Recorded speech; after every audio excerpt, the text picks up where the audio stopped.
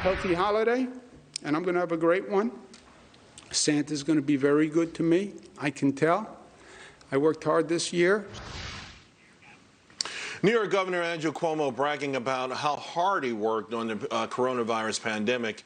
Of course, his ego knows no bounds. In fact, I think it's quite sickening at this point. He thinks he deserves a prize for being the #2 in COVID deaths in his country. Or do you think maybe #2 in the country with COVID-related bankruptcies? How about the state with an unemployment rate of 9.6%? And then today, the New York Fed releasing a white paper on the looming eviction cliff facing New York City. I like to see him say how good he was in a year where 30% of New York City residents are looking or bracing for eviction. You know, this is really tough. I mean, you got people who are going bankrupt, families grieving for lost ones, particularly those who were trapped in those nursing homes. And yet, Andrew Cuomo keeps being lauded over and treated as if he did an amazing job. I want to bring in a New Yorker who really has the ear for what's going on in this country and understands a lot of what happens in New York better than anyone else. Joe Borelli, council member from Staten Island. Joe, it's been a long time since we've seen each other. I can imagine your thoughts, but share them with me and the audience, if you will. I mean, Charles, thank you for having me. It's just so frustrating to see a man so detached from reality, as though New York leading in terms of hospitalizations, deaths, in terms of revenue lost. I mean, our state budget is bankrupted.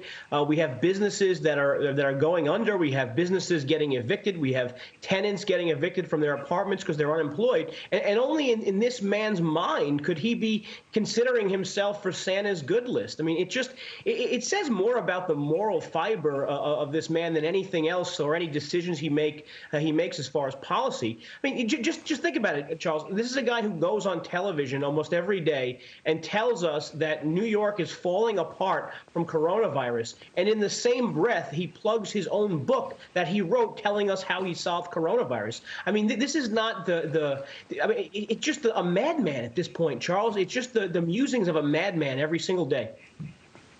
And yet, you know, there's the Emmy Award, there's the magazine covers. You know, it's not like he's in an empty room doing this. I mean, he's getting a lot of support. You know, the progressives and the left seem to have embraced him as some sort of COVID-19 savior. Oh, sure. I mean, you know, forget his Emmy Award even for a minute. You have people like Whoopi Goldberg and Ben Stiller coming out and doing fundraisers for him at the height of the pandemic when many New Yorkers are out of work. He's asking $10,000 a ticket to support his reelection. You know, it's just very frustrating that this is someone who continuously makes decisions that go averse to science, averse to common sense, averse to logic, and media just gives him a pass. We saw this from the very beginning of coronavirus. I mean, he was second-guessing Mayor de Blasio, and in many cases, Mayor de Blasio was actually right. Yeah, and averse sometimes to compassion. Hey, I want to ask you real quick, Joe, about this town in Long Island. They're setting up a toy gun exchange for children, and what they say it's in order to promote safety. I think it's nuts. Now, here's the good news. I was in Target over the weekend, an entire aisle filled with nothing but Nerf guns. Now, I almost bought the shotgun for myself. I just have nobody to play with, but what do you make of it? I mean, this whole notion they're saying they're going to keep gun violence out of the way because they're going to stop little kids from playing with Nerf guns.